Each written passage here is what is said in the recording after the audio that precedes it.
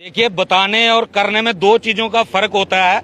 मैं कहता हूं अगर इनका आज स्टेट प्रेसिडेंट अगर होम मिनिस्टर के दरवाजे पे बैठ जाए कि हमें ये काम करना ही करना है तो सेंटर कभी इनकार नहीं करेगा। ये फॉर्मली उसको लेके जाते हैं और साथ में कहते हैं इसको थोड़ा इलेक्शन के टाइम पे करेंगे, इलेक्शन तक लेके जाएंगे। ये इनकी दोगली नीति है, हमें इनके ऊपर बिल्कुल भरोसा नहीं है। ईमानदारी से अगर ये लोग जाते, जैसे ये कहते हैं कि हमारी कोर आज सड़कों पे हम लोग पिछले लगातार 321 दिन से हम सड़कों पे हैं, लेकिन हमें अफसोस होता है कि आज जम्मू कश्मीर के अंदर ऐसा प्रशासन बैठा हुआ है जिसको जम्मू की जनता से कोई लेना देना नहीं है। सिर्फ और सिर्फ जनता का खून निचोड़ने का काम ये प्रशासनिक अधिकारी कर रहे हैं। जहां तक कि हमारे उपराज्यपाल मनोज सिन्हा जी तीन बार डेली वेजर के मुद्दे को जायज मानते हैं। 11 नवंबर 2020 को राजभवन के अंदर हमारे साथ वादा करते हैं कि डीडीसी इलेक्शन के बाद आपके मसले का हल किया जाएगा, लेकिन आज 3 साल के बाद भी कुछ नहीं हुआ।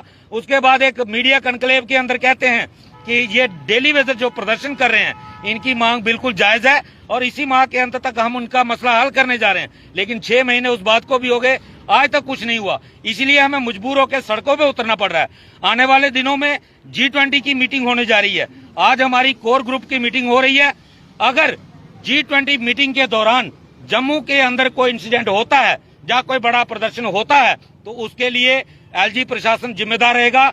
हम लोग अब अपने बच्चों के साथ, परिवारों के साथ भी सड़कों पे उतरना पड़ा तो उतरेंगे और पूरे भारत की जो मोदी जी ने छवि विदेशों के अंदर बनाई है, अगर वो छवि धूमिल होती है उसके लिए LG प्रशासन जिम्मेदार रहेगा। हमने पूरा मौका दिया LG प्रशासन को कि या तो वो हमारे साथ इंसाफ करें, दूरी कायम रखना चाहते हैं, वो अब बर्दाश्त नहीं होगी। किसी भी कीमत के बिना ये आंदोलन रुकने वाला नहीं है। कहीं भी आज तक जाना पड़ेगा, हम लोग तैयार हैं। जय हिंद, जय भारत। तो आप देख रहे हैं, देखा है कि रवि जी एक चीज आपसे जरूर पूछना चाहूंगा कि लगातार हमने देखा कि 300 हुए और लास्ट टाइम जब आपने प्रदर्शन किया था तो आपकी मांग जो है डीसी ऑफिस में आप गए थे और प्रिंसिपल सेक्रेटरी से जो है वो बातचीत हुई थी। उन्होंने कहा था कि आकर आपसे मिलेंगे। क्या प्रिंसिपल सेक्रेटरी ने आपको बुलाया, कोई बातचीत हुई? नहीं, आज तक किसी ने नहीं बुलाया। हमें लगा कि शायद डीसी मैडम ने भी उस वक्त अप्रोच किया था प्रिंसिपल, तो वो ये PHE डिपार्टमेंट है, क्योंकि इनको पता है वहां पे हमारी पोल खुलेगी, इसलिए ये गुमराह करने का प्रयास करते हैं एडमिनिस्ट्रेशन को भी और हमें भी। लेकिन अब हम किसी मीटिंग का इंतजार नहीं करेंगे। अब G20 की मीटिंग होने जा रही है। अब जो जम्मू के अंदर विकास कितना हुआ है वो सब कुछ सामने आएगा। अगर LG प्रशासन इन बदनामी से बचना चाहता है तो LG प्रशासन को खुद बात करनी पड़ेगी। अब ये डिपार्टमेंट के कहने पे हम लोग पीछे हटने वाले नहीं हैं। हमने देखा आप कई बार रविंदर रैना जी से भी जो है मीटिंग करने के लिए गए हैं। कई बार आप फाइलें लेकर अपना डाटा जो है वहां पर पहुंचाने की कोशिश भी की, कमेटियां भी बनी, लेकिन क्या बीजेपी की तरफ से कोई प्रेशर जो है वो सेंटर से नहीं बन पा रहा? बीजेपी की जो जम्मू की यूनिट है इनकी सेंटर वाले सुनते नहीं, ये सब कुछ सामने आ गया। अभी हमने पिछले दिनों देखा जब प्रॉपर्टी टैक्स के इशू पे इनके 2-3 लीडरों की स्टेटमेंट्स आई थी कि प्रॉपर्टी टैक्स नहीं लगना चाहिए, तो उसके बाद सेंटर ने इनका मुंह बंद करवा दिया। उसके बाद आज तक आपने देखा होगा कि ये डेली वेजर के मुद्दे पे बोलते ही नहीं है। पहले तो ये कहते थे कि हाँ इनकी मांग जायज है, हम ही हल करेंगे, हम ही करवाएंगे, लेकिन तब से इन्होंने डेली वेजर के मुद्दे पे बोलना छोड़ दिया। इससे ये साबित होता है कि केंद्र के सामने इनकी कोई वैल्यू है नहीं और ना ही इनकी कमेटी को आज तक LG साहब ने मिलने का समय दिया है। तो वो आप उसकी वैल्यू खुद समझ सकते हैं कि कमेटी की वैल्यू क्या है और ये हमारे लिए क्या कर सकते हैं। लेकिन एक बात मैं आपके चैनल के माध्यम से इनको जरूर बताना चाहूंगा, 0.9% वोटों से हिमाचल चला गया और मैंने कैलकुलेट किया है 28% वोट सिर्फ और सिर्फ डेली वेजर का जम्मू कश्मीर के अंदर है। अगर 28% वोटों की जिस भी पार्टी को जरूरत होगी उसको डेली वेजर के साथ सड़कों पे उतरना पड़ेगा। अगर बीजेपी चाहती है कि 28% वोट हमारे अगेंस्ट खड़ा हो जाए तो बीजेपी को खुला निमंत्रण है, आप ऑफिस के अंदर बैठे रहिए, आप डेली वेजर के मुद्दे पे मत बोलें। क्या लगता है कि जहां पर आप इतनी बड़ी चेतावनी देते हैं और वार्निंग इसको मान के चलें या नसीहत मान के चलें, क्या सेंटर की इस पर नजर नहीं है? क्या सेंटर को लग नहीं रहा? क्योंकि अगर आप LG से मिल लें या यहाँ के सरकारी अधिकारियों से मिल लें, लेकिन इतना तो हम सबको पता है कि ये जो पॉलिसी की जो रेगुलराइजेशन की पॉलिसी आनी है, ये कहीं सेंटर इशारा करेगी तभी जो है वो LG मनोज सिन्हा आपके लिए जो हक ले पाएंगे। तो क्या सेंटर ने भी ये चीज सोच लिया है कि जम्मू कश्मीर का सबसे बड़ा मुद्दा जो है आज डेली वेजर है, लेकिन उस पर कोई असर नहीं है सेंटर का दिख रहा, कोई नीयत जो है वो साफ नहीं दिख रही सेंटर की? देखिए, सेंटर को कन्विंस करना जम्मू कश्मीर के जो यूनिट है इनकी जिम्मेदारी थी। सबसे बड़ी मुसीबत जो है जम्मू कश्मीर के जो बीजेपी के नेता है, इनकी आपस में बनती नहीं। एक जाता है कहता है कि डेली वेजर जेन्युइन है, दूसरा जाता है कहता है ये कांग्रेस के लगाए हैं, ये एनसी के लगाए हैं। मैं कहता हूं डेली वेजर एनसी ने लगाए, कांग्रेस ने लगाए, लेकिन रैबरे खेल जो थे वो आप लोगों ने लगाए थे। आपके पास कौन सी अथॉरिटी थी? अगर पुराने लोगों ने लगाए, वो भी सरकारें थी। अगर आपकी बीजेपी और पीडीपी की सरकार कोई पॉलिसी ला करके डेली वेजर को एंगेज कर सकती है, एनवाईसी को एंगेज कर सकती है, रैबरे खेल को एंगेज कर सकती है, तो अगर उन सरकारों ने डिपार्टमेंट चलाने के लिए डेली वेजर लगा दिया तो उन्होंने कौन सा गुनाह किया है?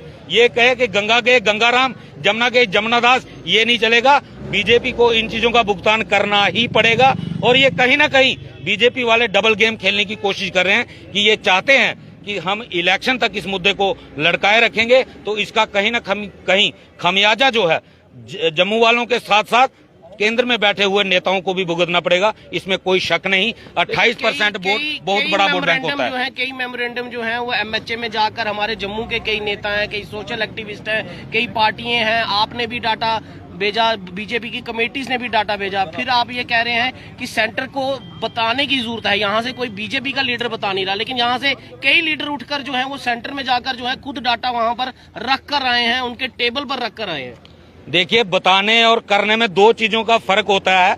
मैं कहता हूं अगर इनका आज स्टेट प्रेसिडेंट अगर होम मिनिस्टर के दरवाजे पे बैठ जाए कि हमें ये काम करना ही करना है, तो सेंटर कभी इनकार नहीं करेगा।